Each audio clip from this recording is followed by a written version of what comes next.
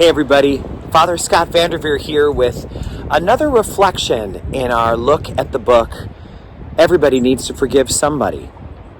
One of the very most difficult parts of forgiveness is when we can't have a conversation about something that we either need to forgive of someone else or that we need to seek forgiveness for.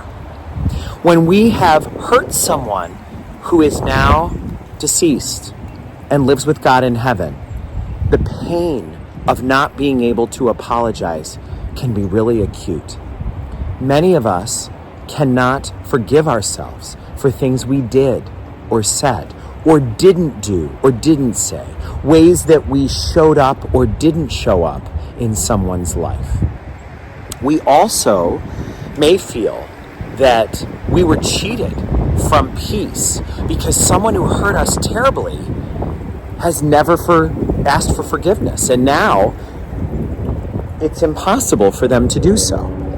What do we do when we're unable to have a conversation about something that happened, something that hurt us, something that has caused a terrible event in our life? One of the things we have to be willing to accept is how to receive an apology that we never got. How can we feel freedom for something that has never been addressed with words? I think that may go back to the idea that forgiveness is not an eraser that says this thing never happened, nor is it a gavel that says the person who did this thing, either me or the other person, is not guilty. Forgiveness is more like scissors that says, I release you. I release myself from this thing that happened.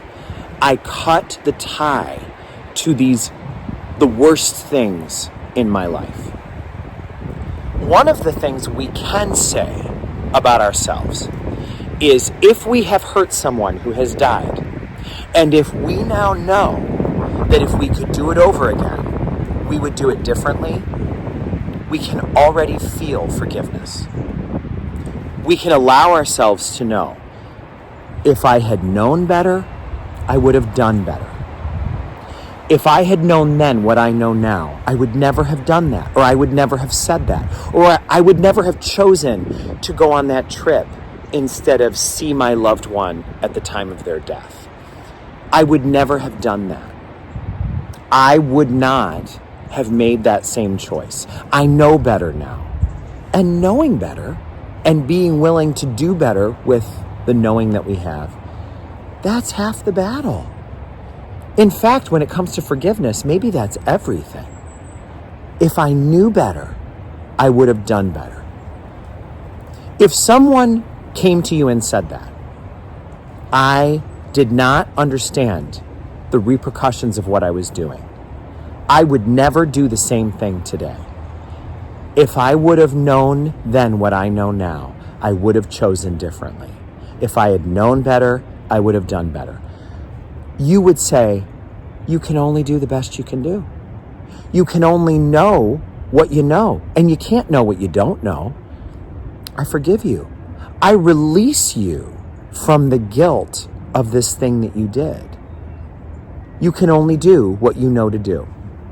So can we say that to ourselves? Can we say to ourselves, if I'd known better, I would have done better? I now am a different person because of the lesson I've learned from reflecting on this. That's a pretty good outcome, I think you would agree. And if we can do that for ourselves, can we do it for our loved ones who have hurt us? To say to them, my beloved, I know that you hurt me in a way that affects me even today. And yet I know that when I've hurt people, if I had known better, I would have done better. I know that if you had known better, you would have done better. And so I release you. I forgive you. I no longer want to carry bitterness toward you. There's no way you can ever hurt me again.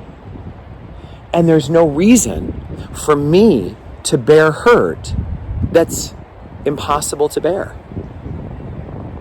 Why am I allowing myself to be crippled for the rest of my life by something that you didn't know better than to do, and that if you could do over again, surely you would not do?